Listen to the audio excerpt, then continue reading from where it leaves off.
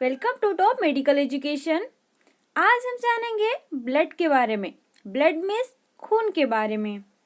खून हमारे शरीर के सबसे इम्पोर्टेंट पार्ट्स में से एक है। हमारे शरीर में जितने भी ऑर्गन्स हैं वे खून की वजह से ही जिंदा रह पाते हैं।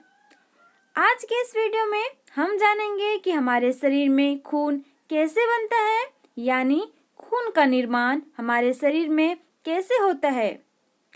आपको यह जानकर आश्चर्य होगा कि खून हमारे शरीर की हड्डियों में बनता है, लेकिन जब बच्चा माँ के गर्भ में होता है तब उनकी हड्डियाँ अविकसित होती है, इसीलिए उनमें खून का निर्माण उनके लीवर में होता है।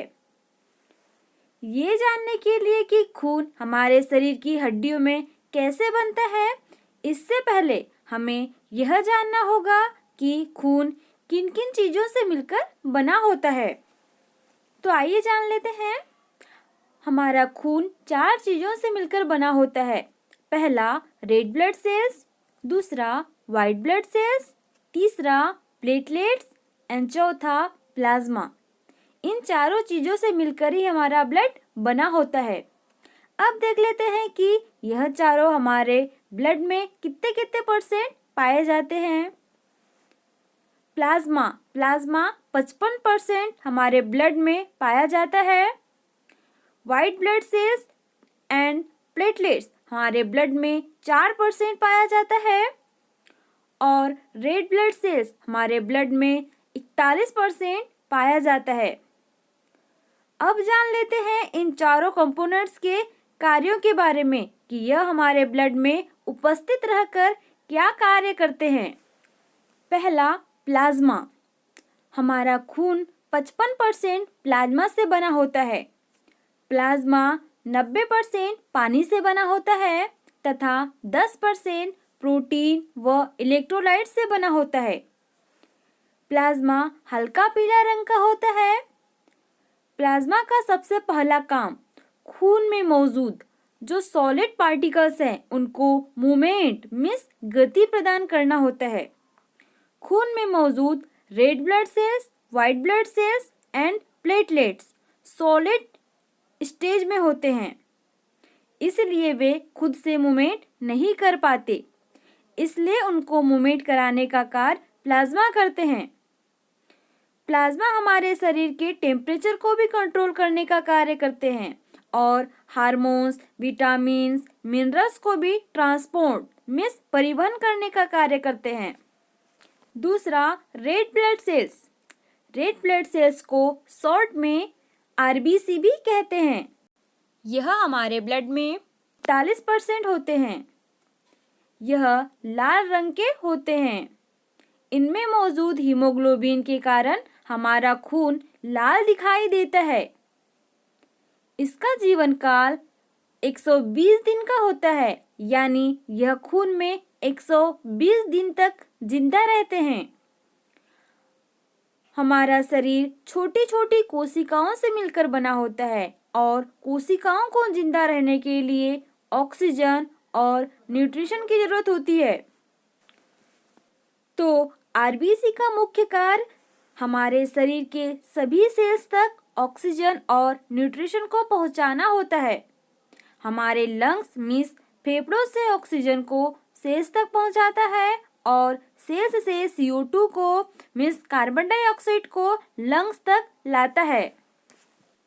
तीसरा white blood cells. White blood cells को शॉर्ट में WBC भी कहते हैं। ये हमारे ब्लड में केवल 3% ही होता है। इसका कलर सफ़ेद होता है।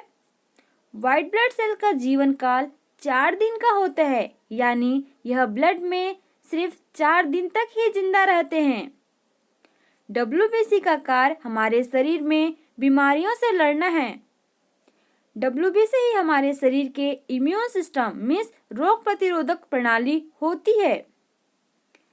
WBC हमारे शरीर में एक सिक्योरिटी गार्ड की तरह कार्य करते हैं। जब हमारे शरीर में बैक्टीरिया या वायरस हमारे शरीर में प्रवेश करते हैं तो WBC उनको ढूंढ कर मार देते हैं। इस तरह WBC हमारे शरीर को बीमारी व रोगों से बचाते हैं। चौथा, प्लेटलेट्स। प्लेटलेट्स खून में केवल 1% ही होता है। इसका जीवन काल 7 दिन का होता है, यानी यह खून में केवल 7 दिन तक ही जिंदा रह पाते हैं। प्लेटलेट्स का कार्य खून को हमारे शरीर से बाहर बहने से रोकना होता है। जब हमारा शरीर कहीं से कट जाता है या चोट लग जाती है, तब प्लेटलेट्स उस जगह पर इकट्ठा होकर उस जगह को ब्लॉक करने की कोशिश करते हैं, ताकि ज़्यादा खून हमारे शरीर से ना निकल पाए।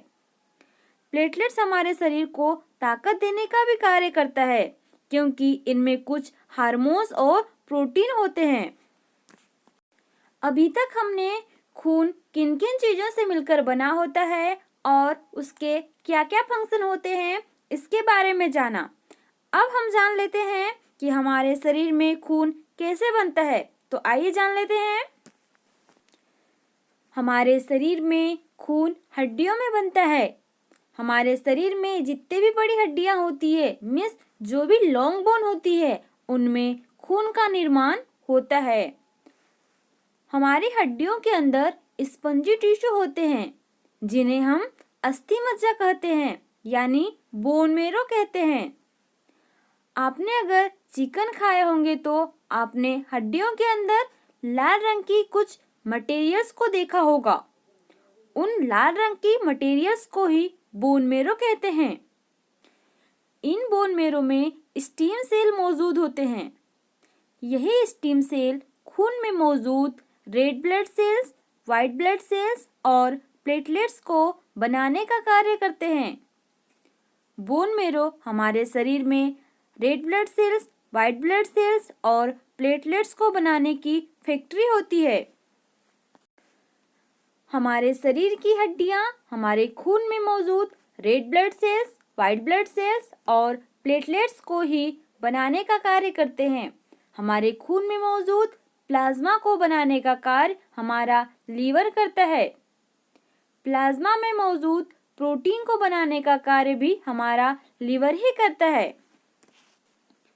उम्मीद है आप जान चुके होंगे कि हमारे शरीर में खून का निर्माण कैसे होता है और खून का हमारे शरीर में क्या कार्य होता है।